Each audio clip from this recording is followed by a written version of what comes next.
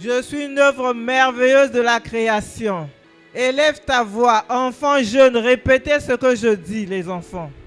Dis au Seigneur, je te loue et je te bénis, parce que je suis une merveilleuse créature. Je suis une œuvre parfaite que ta main a accomplie. Je reçois ton amour ce matin. Quels que soient les défis de la semaine et les défis dans ma vie, ton amour est parfait pour moi. Je reçois et j'accepte ton amour. Je suis contente de ce qu'un Dieu comme toi, tu m'aimes. Un Dieu si grand, tu m'aimes. Tu as donné ton fils à la croix parce que tu m'aimais et tu ne voulais pas que je m'égare. Merci Seigneur pour ton amour. Merci Seigneur parce que tu prends soin de moi. Les défis sont énormes. J'ai des problèmes. J'ai des challenges. Mais ton amour est plus fort que mes problèmes. Tu as dit, prenez courage, car j'ai vaincu le monde. Déclare, je suis un vainqueur. Je suis plus que vainqueur, parce que tu es le Dieu de mon repos. Je t'ouvre mon cœur ce matin pour recevoir ta parole. Saint-Esprit, parle-moi ce matin encore. Donne-moi ton esprit de sagesse et de révélation, afin que je grandisse en toi, au nom de Jésus. Nous pouvons nous asseoir, s'il vous plaît. Je ne sais pas s'il y a école de dimanche ce matin. Ok. Les enfants peuvent se retirer avec Ya Fidèle. Le pasteur est absente ce matin. Elle devrait prêcher dans une église de la place. Non, prêcher pour Glory Church de Maindombe. C'est pourquoi elle n'est pas là ce matin. Nous allons aussi élever nos voix pour la recommander, afin que le Saint-Esprit l'utilise, quoique prêchons à distance, que cette onction qui traverse les frontières et les ondes puisse vraiment apporter la vie de l'esprit, la transformation pour tous ceux qui vont écouter cette parole, et que le Saint-Esprit nous assiste également ainsi que les enfants. Élevons nos voix et prions, s'il vous plaît. Saint-Esprit, nous recommandons à ta grâce ta servante.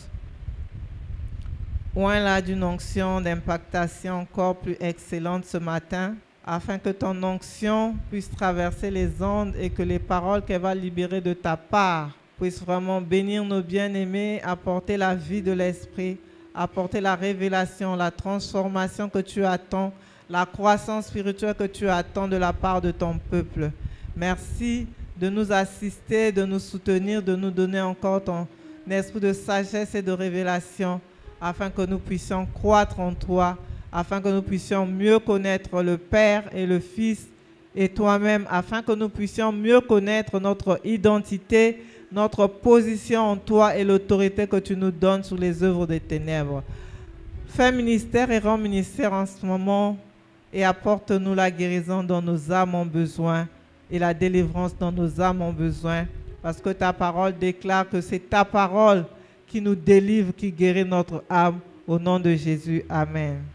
Nous allons poursuivre. Je ne sais pas, malheureusement, je n'ai pas prévenu dans le groupe. Maman ne l'a pas fait non plus. Nous allons poursuivre et terminer notre étude de la 10e leçon des bases. Je ne sais pas si par hasard quelqu'un là, mais bon, on va quand même se débrouiller. Si nous n'avons pas les bases, on va se servir de ce que nous avons. Au moins, nous avons la Bible. Il nous restait la partie 5. Comment exercer votre autorité sur l'ennemi. Si quelqu'un a son exemplaire de base, il peut se mettre à côté de quelqu'un qui ne l'a pas. Qui peut nous dire comment la révision de cette leçon l'a béni? Qui peut nous dire comment la révision de cette leçon l'a béni? Personnellement déjà, lorsqu'on avait eu à faire la même leçon sur les bases, il y avait une certaine vision que j'avais de moi où, par exemple, sur la maladie, j'étais vainqueur. Amen. Mais en la méditant encore une fois de plus, c'est comme si ce sont les mêmes choses qu'on écoute, mais on les écoute à chaque fois de façon différente, quoi. Amen. Et ça vient encore au fait confirmer un peu plus ce que j'avais comme opinion sur moi lorsque je me suis converti, quoi. Amen. Donc c'est un peu ça. Amen. Merci. Qui d'autre veut partager la bénédiction qu'il a reçue en revisant cette 10e leçon de base? En quoi tu as grandi? En quoi tu as grandi? Quelle est la révélation supplémentaire que le Saint-Esprit t'a accordée? Tu as expérimenté la victoire sur les peurs et les mauvais rêves au travers de cette étude biblique. Tu veux dire quelque chose? Personne n'a eu de triomphe sur la peur. Toujours béni. Vas-y. Bon, sur la peur aussi, à vrai dire, avant que je ne puisse naître de nouveau, j'avais un peu peur en ce qui concerne les cauchemars, quoi. Oui. Lorsque le cauchemar vient, tu te lèves là au milieu de la nuit, tu as peur, tu te dis, qu'est-ce qui va se passer, ça va se réaliser ou pas. Mais après, au fur et à mesure que j'ai fait ça la première fois avec les bases, et que même maintenant, quand on médite encore là-dessus, même quand les cauchemars viennent, je me dis, oh, c'est rien, en fait, ça n'existe pas, quoi, ça va jamais se réaliser. Parce que je sais déjà que toutes ces choses-là sont sous mes pieds, comme on le dit. Amen. Et je suis au-dessus de tout ça. Voilà. Amen. Toutes ces choses sont sous mes pieds et je n'ai plus peur. Qui d'autre? Alléluia. Vous êtes là, vous ne me regardez pas, vous êtes absent. Je suis vos regards, je suis vos visages. D'autres à triompher de la peur, qui se sentent plus forts que jamais. Qui se sentent plus forts que jamais. Seulement maman Pauline. Seulement maman Pauline. Ok, je demanderai au pasteur de revenir encore sur la même étude parce que c'est le silence en dehors, maman Pauline, qui répond. Et nous allons avancer alors. Comment exercer votre autorité sur l'ennemi? Dieu vous a donné de vraies armes avec lesquelles vous pouvez mener le bon combat de la foi et réaffirmer la défaite de l'ennemi sur vos vies. Vos armes ont été testées et garantissent la victoire sur le diable. Dieu ne vous a pas délaissé car il vous a donné des armes pour pouvoir mener le bon combat de la foi. Nous allons lire 2 Corinthiens 10, 4 et 5 si quelqu'un voudrait bien relire ce passage pour répondre aux questions qui vont suivre. Est-ce que nous sommes à la page 2 Corinthiens 10, les versets 4 et 5? Nos armes de guerre ne sont pas simplement humaines. Elles tiennent leur puissance de Dieu. Il les rend capables de détruire les bastions dans lesquels les hommes se barricadent contre lui. Oui, nous renversons les raisonnements et les arguments sophistiqués qui se dressent prétentieusement en rempart contre la véritable connaissance de Dieu. Faisant prisonnière toute pensée rebelle, nous l'amenons à obéir au Christ et à reconnaître son autorité. Amen. Est-ce que nous pouvons lire la version Louis II qui nous est familière? Et là, nous avons des très belles révélations avec la version parole vivante. Est-ce que nous pouvons lire Louis II, s'il vous plaît? Amen. Que font ces armes au regard de ce que nous avons lu? Que font ces armes? Que font ces armes? On peut donner un micro, s'il vous plaît. Quelqu'un peut se charger de donner le micro aux uns aux autres, s'il vous plaît. Il y a un micro là. Il est là. Que quelqu'un lève la main. La personne qui aimerait partager lève la main et on lui donne le micro, s'il vous plaît. Soyez présents et actifs. Qui veut répondre? Il y a maman qui veut répondre.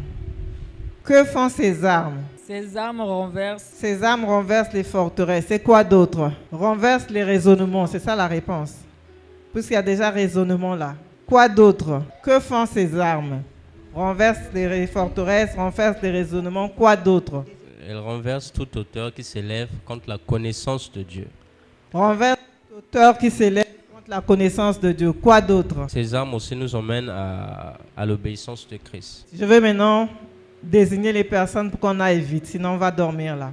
Vous avez l'impression d'être en dehors de la salle. On est toujours au niveau de la question, que font ces armes? La première réponse, renverser les forteresses, renverser les raisonnements et les auteurs.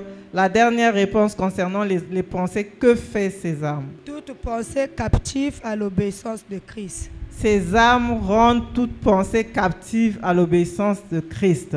Maman Morissette peut lire la suite, s'il vous plaît. C'est le verset 6. La suite, le paragraphe qui suit. D'après ce passage. D'après ce passage, vous voyez que la plupart des attaques du diable sont dirigées contre votre âme, dans les pensées et les raisonnements. Elles forment éventuellement des forteresses. C'est important de passer du temps à faire pénétrer la parole de Dieu dans vos facultés de raisonnement et de ne laisser aucune prise au diable sur vos pensées. Amen. Béni, tu peux nous lire le même verset dans ta version? Oui, tu nous relis dans ta version de façon très audible. 2 Corinthiens 10, 4 à 5. Nos armes de guerre ne sont pas simplement humaines. Elles tiennent leur puissance de Dieu. Il les rend capables de détruire les bastions dans lesquels les hommes se barricadent contre lui. Oui, Nous renversons les raisonnements et les arguments sophistiqués qui se dressent prétentieusement en rempart contre la véritable connaissance de Dieu. Faisant prisonnière toute pensée rebelle, nous l'amenons à obéir au Christ et à reconnaître son autorité. Amen. Donc, on voit ici que l'ennemi attaque notre âme. L'ennemi attaque nos pensées. L'ennemi attaque nos raisonnements.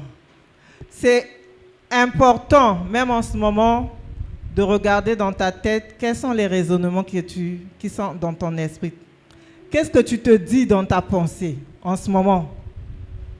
Tout au long de la semaine, quelles sont les pensées qui ont traversé ton esprit par rapport à toi-même, par rapport aux circonstances? Qu'est-ce que tu t'es dit? Est-ce que ces pensées sont conformes à la parole de Dieu? Parce que le diable, il nous suggère des choses. Le grand combat, c'est la bataille dans les pensées. C'est lorsque on tourne la même pensée comme un disque plusieurs fois, on est en train de construire ce qu'il appelait des bastions, des forteresses. Au fur et à mesure que tu te repenses la même pensée qui est contraire à la parole de Dieu, les briques sont en train de monter. Et ça construit une muraille qui devient résistante quelquefois à la parole de Dieu. Et pour que cette muraille tombe, nous devons déclarer la parole de Dieu qui est conforme à la circonstance que nous sommes en train de traverser. C'est la parole de Dieu qui est l'épée de l'esprit. La parole nous a dit qu'elle est puissante. Les armes que nous avons sont puissantes. Ce ne sont pas des armes humaines. Elles sont puissantes. Elles ont la puissance de renverser les raisonnements. Tu te dis certainement que Dieu m'a abandonné. Tu te dis certainement que je ne trouverai jamais un bon travail. Tu te dis certainement mon commerce ne marche pas parce que dans ce pays rien ne marche. Tu te dis certainement que dans ma famille la sorcellerie est tellement forte que vraiment je ne sais pas qui va plaider pour moi.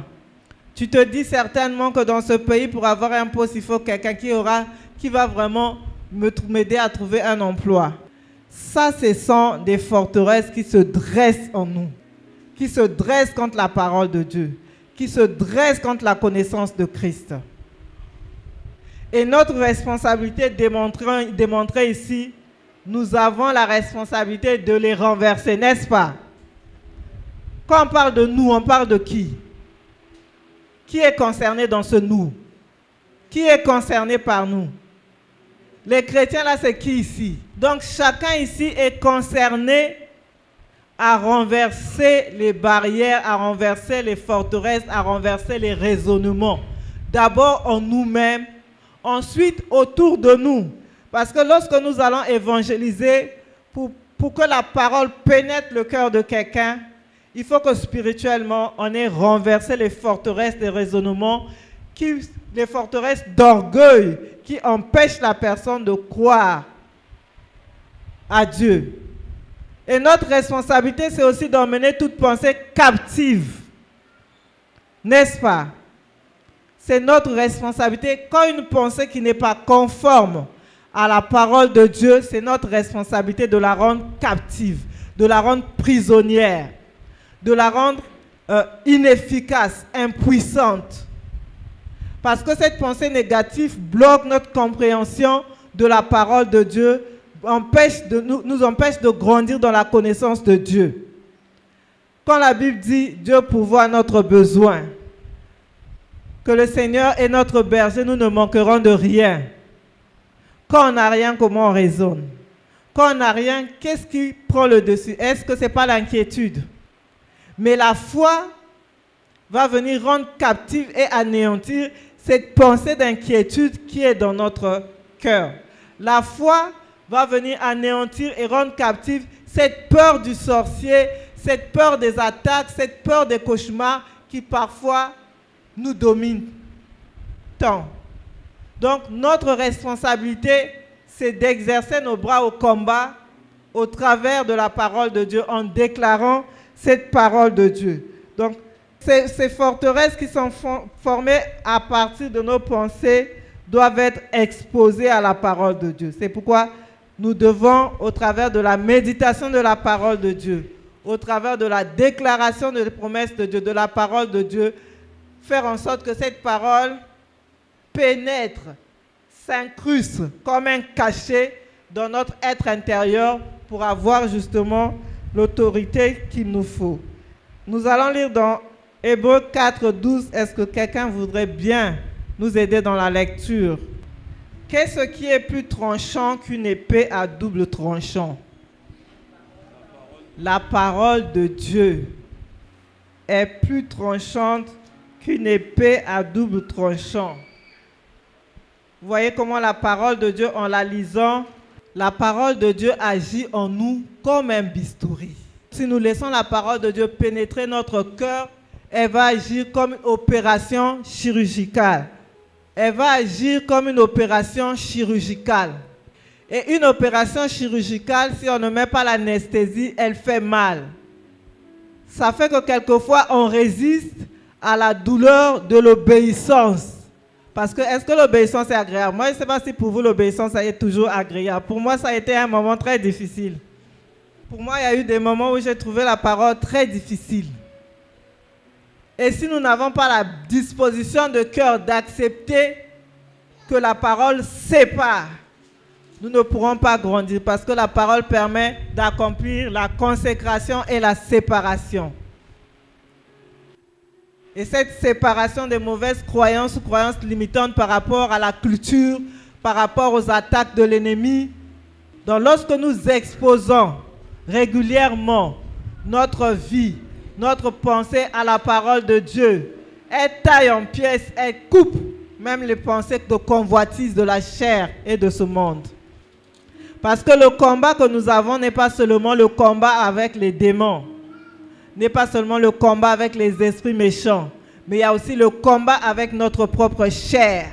Et pour les jeunes, si vous voulez vraiment expérimenter cette vie de plus que vainqueur, la parole de Dieu est un levier très fort pour résister à la pression de la jeunesse, pour résister à ce qu'on dit. Ah non, une fille, moi je suis professionnel de santé, supportez-moi et excusez-moi. Généralement, on dit aux filles, si tu as des dysménorrhées, il faut aller avec beaucoup de garçons, ça va finir. C'est un mensonge. Si des amis vous disent ça, ce n'est pas conforme à la parole de Dieu. On dit aux garçons, si tu as beaucoup de copines, voilà, tu vas bien grandir, ça ne va pas se transformer en fromage. C'est des mensonges du diable devant lesquels nous devons renverser les forteresses de la parole de Dieu. Donc la parole de Dieu opère chirurgicalement dans notre pensée contre tout ce que les makopas et les potesses disent. Je vais rebondir aussi sur la parole de Dieu qui est comme un archéologue. Elle fait l'œuvre de l'archéologue dans nos vies. Pour avoir un mari qui fait des fouilles souvent, qui va sur les terrains, qui fait des études de terrain. Français, explique bien archéologue en français facile, on se connaît. Les archéologues, c'est ceux qui font les fouilles, qui vont chercher les trucs. Ce sont des historiens, mais spécialisés dans tout ce qui est ancien. Donc, pour avoir un mari qui fait ce type, il n'est pas archéologue, mais il fait des études de sol. Lui, en fait, je vais comparer ce qu'il fait à la parole de Dieu, parce que lui, il va chercher les terres qui sont bonnes, où on peut construire et construire pour des années. Parce qu'il y a des terrains qui ne sont pas bons. Quand on va construire dessus, ça va, avec l'érosion, la pluie, les terrains, la maison peut partir. C'est ce que fait la parole de Dieu. La parole de Dieu vient en nous, elle s'installe, et elle s'installe quand nous sommes la bonne terre. Quand nous l'apprécions, nous l'appelons, nous l'acceptons, elle vient faire ce travail-là, chercher la bonne terre, et après, nous donner les bases pour pouvoir construire une vie que Dieu apprécie. Donc les archéologues, ils vont faire les fouilles. La parole de Dieu vient aussi fouiller pour nous révéler des choses qu'on ne connaît pas, qu'on n'a pas compris, qu'on ne maîtrise pas, mais le Saint-Esprit, avec la parole, nous aide à conduire notre vie comme le Seigneur le voudrait. Merci, Maman Colvie. Donc, comment pouvez-vous l'utiliser contre le diable? Comment pouvons-nous utiliser la parole de Dieu contre le diable? On confessant la parole de Dieu. En confessant la parole de Dieu. Autre chose. Comment nous pouvons utiliser la parole de Dieu contre le diable? Précieuse. En la déclarant. Quoi d'autre? En la méditant. En la méditant. Quoi d'autre?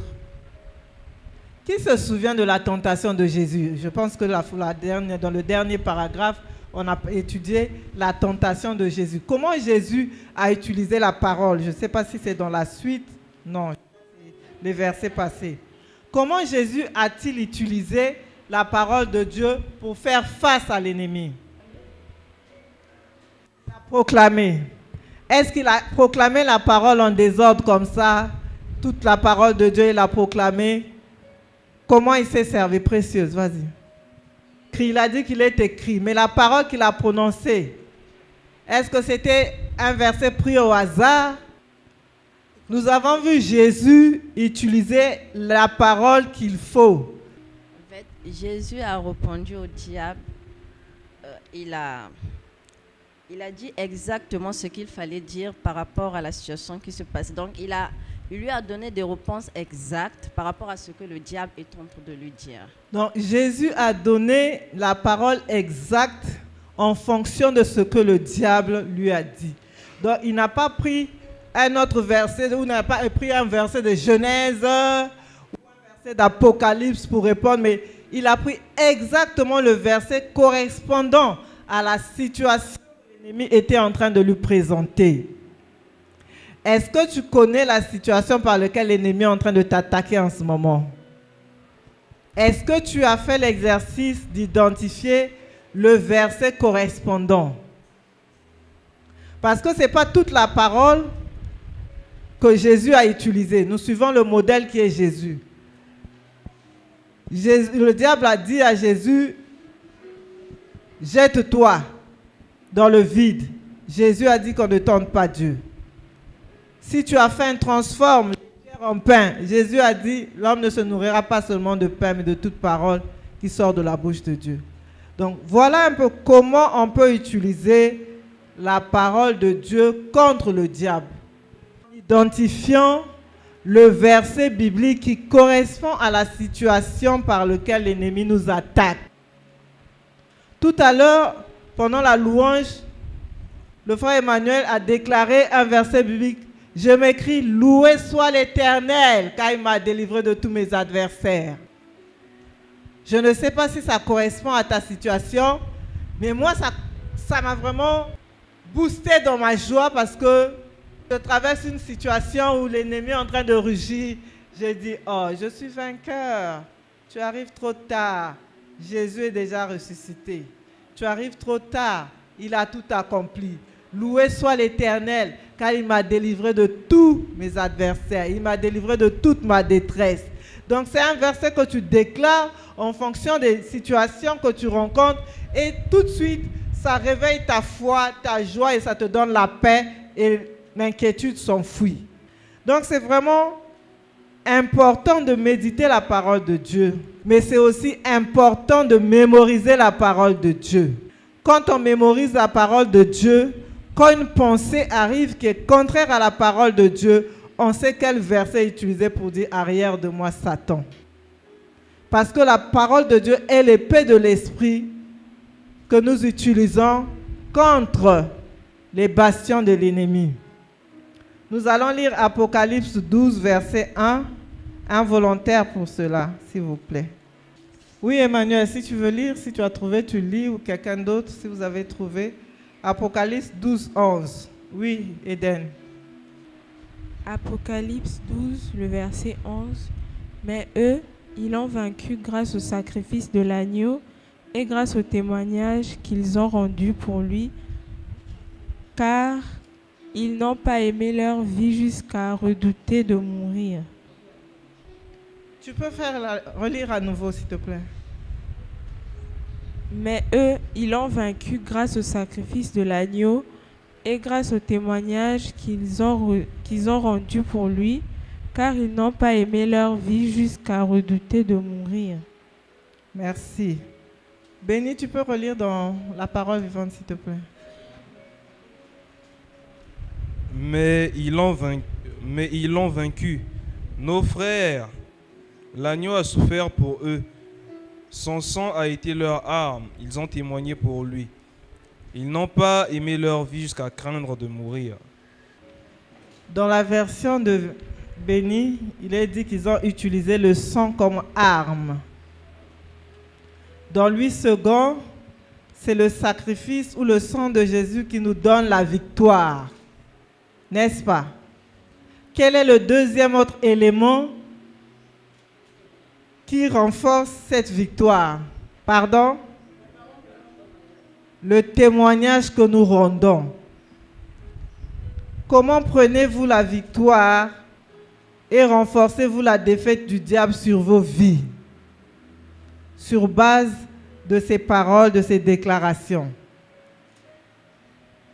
Comment prenez-vous la victoire et renforcez-vous la défaite du diable sur vos vies? La victoire est là. Comment on la prend? Comment on prend la victoire de Christ? Comment on accède à la victoire de Christ? Elle est déjà là. Comment prenez-vous la victoire et renforcez-vous la défaite du diable sur vos vies? En lisant ces paroles. Béni, fais tourner le micro. Oui, tu vas parler pour compléter. Tu tournes d'abord le micro. Tu choisis la personne que tu veux. Oui. Oui, comme à l'école. S'il vous plaît, maman, reprenez la question. La question en lisant Apocalypse 12, 11. Comment prenez-vous la victoire et renforcez-vous la défaite du diable sur vos vies? Nous prenons notre victoire et nous renforçons cela en reconnaissant que grâce au sang de Jésus, je marche dans la victoire. En Amen. Croyant que le sang a déjà coulé et je suis toujours victorieuse. Amen. Et par mon témoignage aussi de la parole de Dieu, je crois que je suis toujours aussi victorieuse. Amen. Béni, tu peux compléter. Merci, maman. Moi, ce que j'allais dire, ça allait seulement dans le même sens que ce que maman a dit, en disant que on s'accapare de notre... Bon, on a cette victoire-là si et seulement si on s'accapare du sang de Jésus en disant que c'est pour nous, que personnellement ce sacrifice-là a été fait pour nous. Et ce n'est pas seulement comme ça, mais sur base du témoignage de la parole de Dieu. Et dans ce sens-là, on doit aussi continuer à témoigner de la parole de Dieu, disons, de la vie de Dieu à l'intérieur de nous, parce que le sang de Jésus, il est toujours là, au fait. Amen. Maman Denise veut dire quelque chose. Ce verset-là m'a longtemps embêté. Et puis un jour, comme ça, en lisant, en écoutant les audios de Omar, j'ai compris que depuis 2000, il y a 2000 ans, Jésus-Christ, quand il est venu, il a pourvu à tous nos besoins. Amen. Et dans ces besoins-là, il y a la justification. Amen. Jésus-Christ, quand il est mort, il m'a justifié. Il Amen. m'a justifié par son sang. Il m'a amené dans son royaume, je suis devenu comme lui. Et comme je suis devenu comme lui, c'est son sang, c'est par son sang. Alors je dis, quand il y a des attaques, je dis, le sang de Jésus, il y a 2000 ans. Moi, je n'ai même pas beaucoup parlé. Il y a 2000 ans, ce n'est pas moi. Je n'étais même pas né, même pas mon père, même pas mon arrière-grand-père. Mais c'était déjà fait. Alors, tu n'as pas m'emmerder. Et quand c'est comme ça, j'ajoute la parole, je dis, je prends la parole qui me concerne. Personnellement, j'ai dit, il a dit, il y a 2000 ans, il s'est chargé de mes infirmités, de mes maladies. Et par ces meurtrissures, j'ai été guéri. J'ai dit, c'est pas moi. Il y a 2000 ans, ça s'est passé. J'ai dit, je suis guéri. Je n'ai plus à porter ça. Le sang de l'agneau a déjà fait le travail. J'ai été déjà purifié. Et le reste, ce n'est pas mon problème. Toi, si tu veux t'attaquer de moi, va t'attaquer à Jésus. Amen. Il y a quelqu'un qui veut rajouter quelque chose derrière. Vous êtes là? Comment prenez-vous la victoire et renforcez-vous la défaite du diable sur vos vies?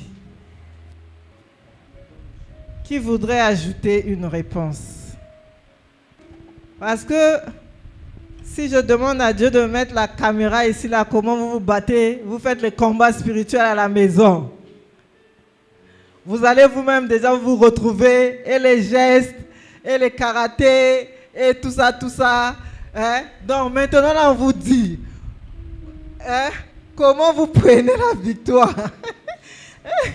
Dieu nous voit. Hein? Quand on est seul à la maison, là, maintenant, là, la question est là. La question est simple.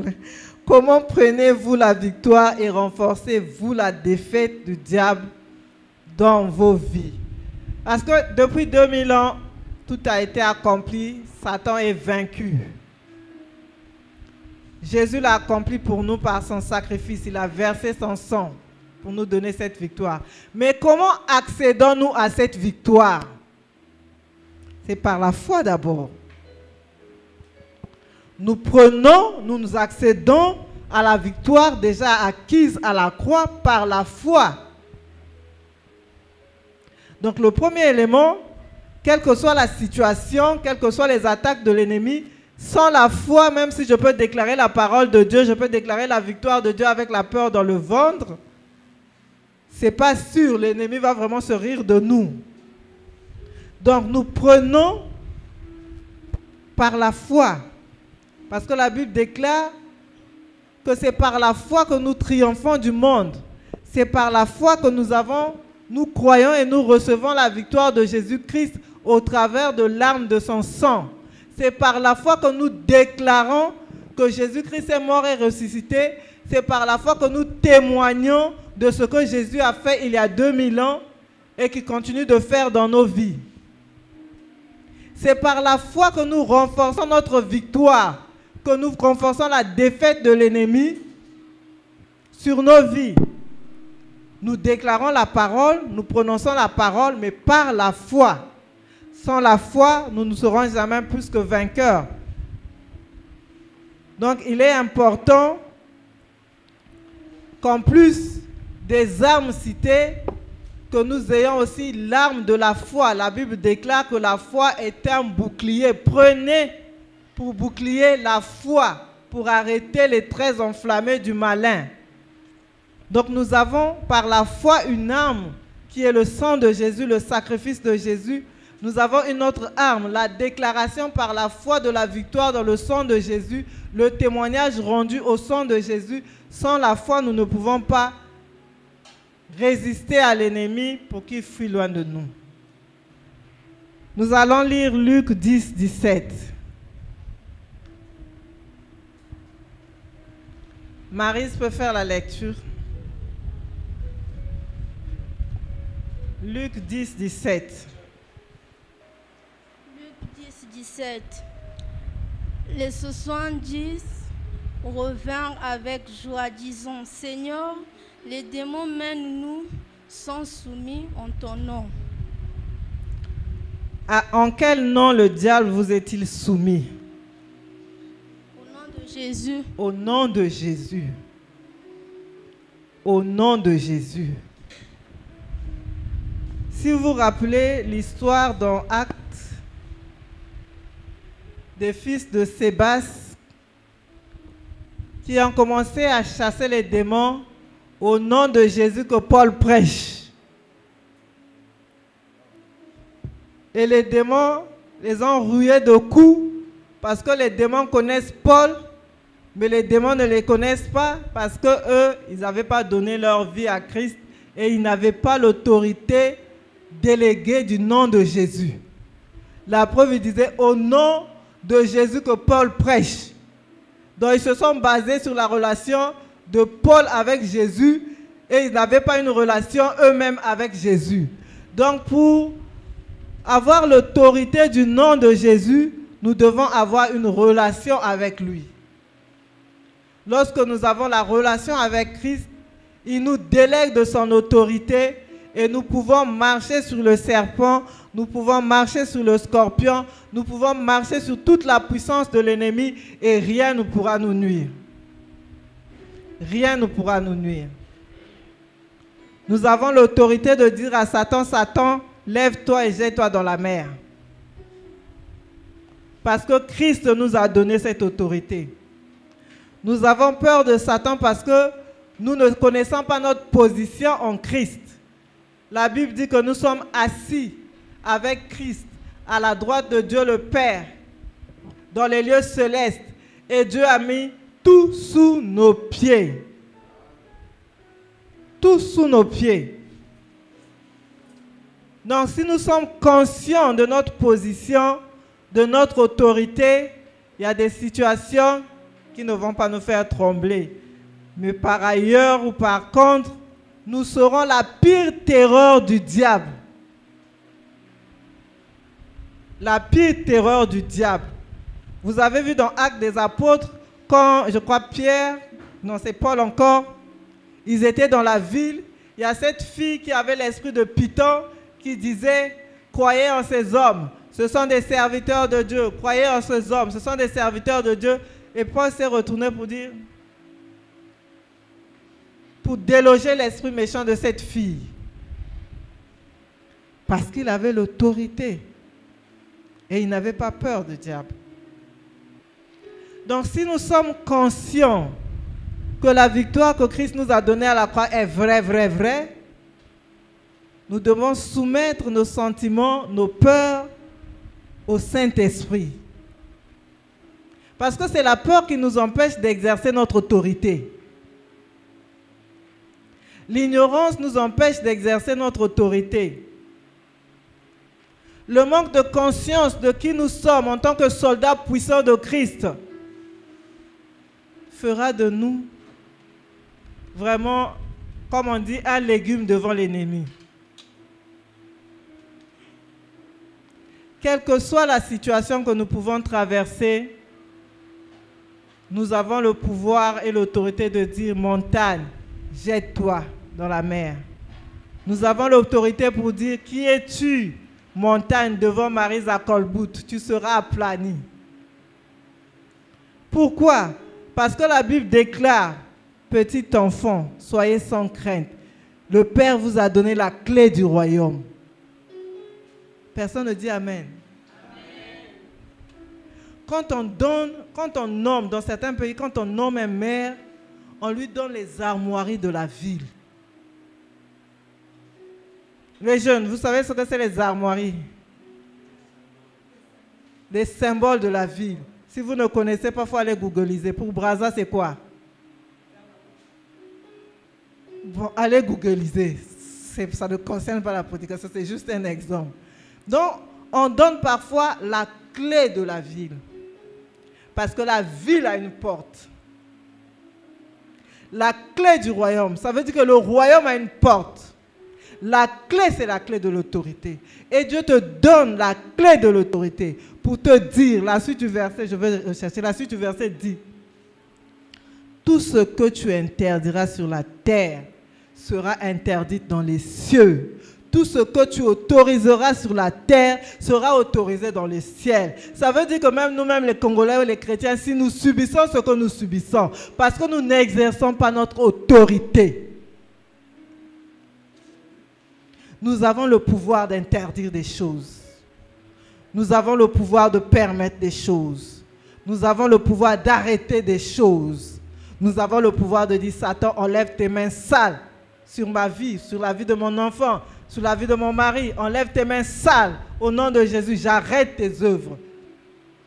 Parce que nous sommes les guerriers du Christ. Dieu nous a enrôlés dans son armée. Et pour nous, c'est encore un privilège. Tu es en train de te battre dans un combat qu'on a déjà gagné pour toi. J'ai vaincu. Le combat est déjà livré. L'adversaire est déjà voué au néant et à l'échec. Et il nous suffit par la foi de prendre notre victoire, de posséder notre victoire et de résister au diable en obéissant à Dieu. Tu es avec moi? En tout cas, moi, à votre place, j'aurais jubilé. Hein? Vous êtes très passif, vous ne croyez même pas ce qu'on vous dit. Vous n'êtes pas connecté. Moi, à votre place, j'aurais jubilé. Parce que moi, je suis passé par des moments tellement difficiles que maintenant, là, ça peut me donner un coup, mais le coup d'après, il ne m'aura pas. Parce que je sais en Christ, je crus. Tu as l'autorité de dire à Satan, je me ris de toi. Parce que mon Père est assis sur le trône, il se rit de mes ennemis. C'est ça la connaissance de la parole et l'applicabilité de la parole dans les situations, quelles qu'elles soient, que nous traversons. Vous les jeunes qui chantaient, Dieu ne fait pas foutu. Dieu ne prépare pas foutu. Dieu a déjà fait sa part. Il a tout accompli. C'est-à-dire, la table est dressée avec tous les mets. Self-service. Si tu te contentes à te servir des bitoto, c'est toi-même. C'est toi-même, c'est ton choix. Si tu veux tout manger, c'est toi-même. Si tu veux seulement te contenter de boîte, c'est toi-même. La table est dressée. Est-ce que c'est Dieu qui va encore prendre l'assiette pour te servir? Dieu va encore prendre la cuillère pour mettre dans ta bouche. Ah, soyons intentionnels. Ne subissons pas la vie. Ne soyons pas des victimes gratuitement. La Bible déclare que vous êtes des princes et vous mourrez comme des simples personnes. Dieu a dit, mon Dieu ordonne que tu sois puissant. C'est ça à quoi ça sert la connaissance de la parole de Dieu. Pendant que vous êtes en vacances de Pâques pour certains, quel est votre objectif? Je veux entendre un jeune ou une jeune me dire ce qu'il a planifié pour les vacances de Pâques. Qu'est-ce que tu as planifié pour les vacances de Pâques? Pour marcher vers cet objectif, consécration et séparation. Qu'est-ce que tu as planifié? Vous me regardez. Il faut être intentionnel. Satan est intentionnel. Il a ses objectifs. La Bible dit qu'il rôde cherchant qui va dévorer. Quand on sait qu'il rôde, nous aussi nous devons augmenter la vigilance dans la méditation et l'obéissance à la parole de Dieu. Qu'est-ce que vous avez planifié de faire? On ferme la parenthèse. Donc, rappelez-vous toujours que les armes que Dieu vous a données sont puissantes. C'est-à-dire que, si vous voyez, de ces armes-là, Dieu ne fait pas foutu. N'oubliez pas de citer la parole de Dieu, de vous réclamer du sang de Jésus, d'utiliser le nom de Jésus et de prononcer des paroles de foi. Tous ces éléments vous permettent de surmonter les ruses du diable. On a dit quoi? Les armes de Dieu sont puissantes. Donc, y a-t-il... Non, j'ai changé de... Les armes de Dieu sont puissantes. Donc, nous devons connaître la parole de Dieu pour la citer. Nous devons réclamer le sang de Jésus et prier par le sang de Jésus, proclamer le sang de Jésus comme une arme. Utiliser le nom de Jésus. Déclarer des paroles de foi. Donc vous voyez, ce sont les armes que nous devons utiliser pour confirmer notre victoire et réaffirmer la défaite du diable dans nos vies. Soulignez ce paragraphe pour ceux qui ont leur document. Soulignez ce paragraphe. Les armes qui ont été citées là, c'est celles que nous devons utiliser dans les défis et les combats de notre vie. Nous allons tourner la page et revenir à l'exercice personnel à la fin. Nous allons tous ouvrir notre Bible pour lire Éphésiens 6 à partir du verset 10 au verset 18. Nous pouvons ouvrir nos Bibles, s'il vous plaît. Éphésiens 6. J'attends que tout le monde soit à la page pour commencer. Éphésiens 6, versets 10 à 18. Est-ce que Papa Giscard voudrait bien nous lire ce passage, s'il te plaît? Éphésiens 6, 10 à 19, à 18. 10 à 18. Je lis. Pour conclure, devenez des chrétiens forts, non par vous-même, mais en puisant vos forces dans les ressources infinies de la puissance du Seigneur. C'est dans la communion avec lui que vous trouvez votre force, votre énergie. Couvrez-vous entièrement de l'armure complète que Dieu vous offre, afin de pouvoir tenir ferme contre toutes les ruses de guerre du diable. Car ce n'est pas seulement de notre combat à nous qu'il s'agit. Nous n'avons pas à lutter uniquement contre notre nature terrestre, ni contre de simples ennemis mortels, mais contre des puissances occultes, contre une organisation spirituelle satanique, contre les dictateurs invisibles qui dans les ténèbres veulent contrôler et régir notre monde, contre la légion des esprits démoniaques dans les sphères surnaturelles, véritable agent du quartier général du mal. 13. Voilà pourquoi il vous faut endosser toute l'armure divine, afin de pouvoir tenir bon aux mauvais jours, de faire usage de tout l'équipement que Dieu vous offre et de faire tout ce que vous est possible. Si vous voulez repousser les attaques, remporter la victoire sur tous les ennemis et rester maître de la place. Soyez donc prêts au combat, debout et ferme. Que la vérité soit votre ceinture et la droiture devant Dieu et les hommes votre cuirasse.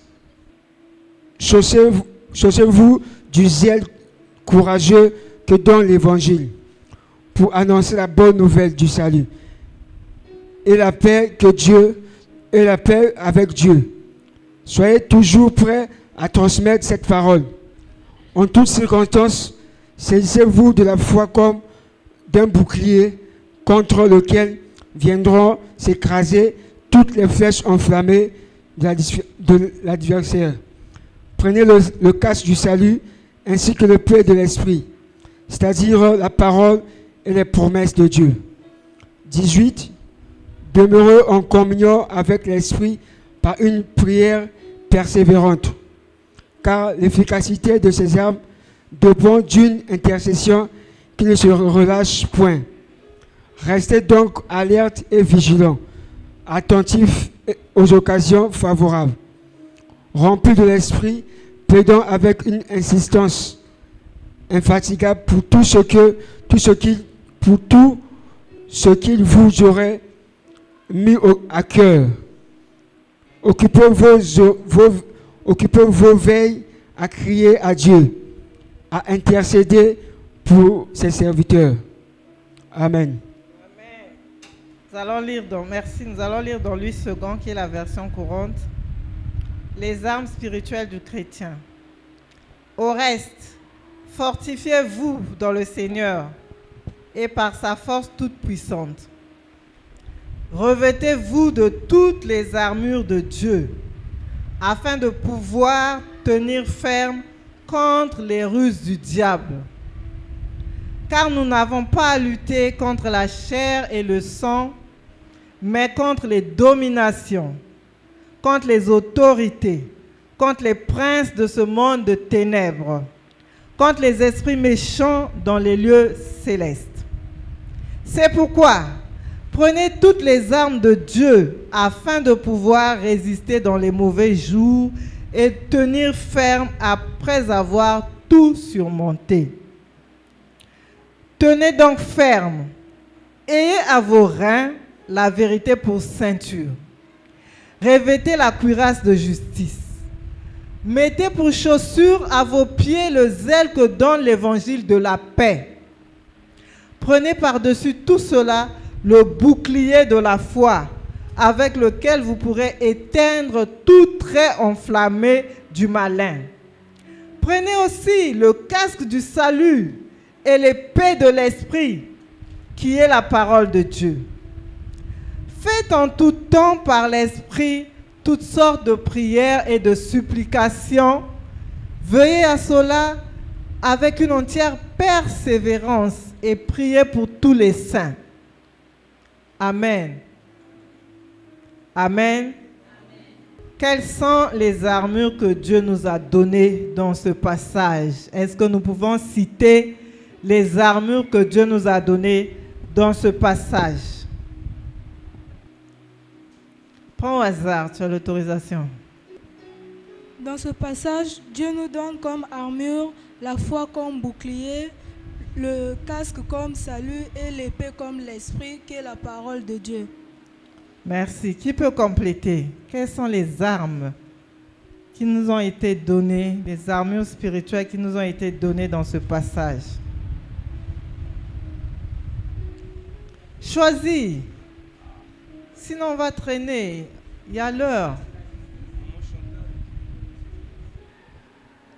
J'ai compris que la cuirasse et la justice et la foi en même temps. Parce qu'avant de faire ça, il faut d'abord avoir une foi vraiment qui est pénétrante, de parler et de décrire, de dire que non, toi, je ne veux pas de toi, vas-y.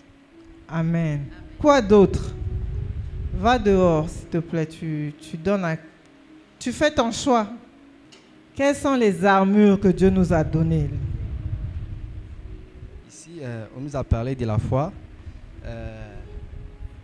On sait qu'est-ce qu'est la foi. Donc, ce que les autres n'ont pas dit. On a déjà parlé de la foi, on a parlé de bouclier, de la foi, la cuirasse de justice, le casque du salut. Quoi d'autre? Il y en a plein, vous n'avez pas lu. Relis le texte et identifie ce que les autres n'ont pas cité. Marcher par l'esprit et ayez de la persévérance. Marcher par l'esprit et la persévérance. Et prier. Donnez à un autre, s'il vous plaît. Soyez présents, lisez les textes, étant présents. Connectez-vous à la parole et à l'esprit.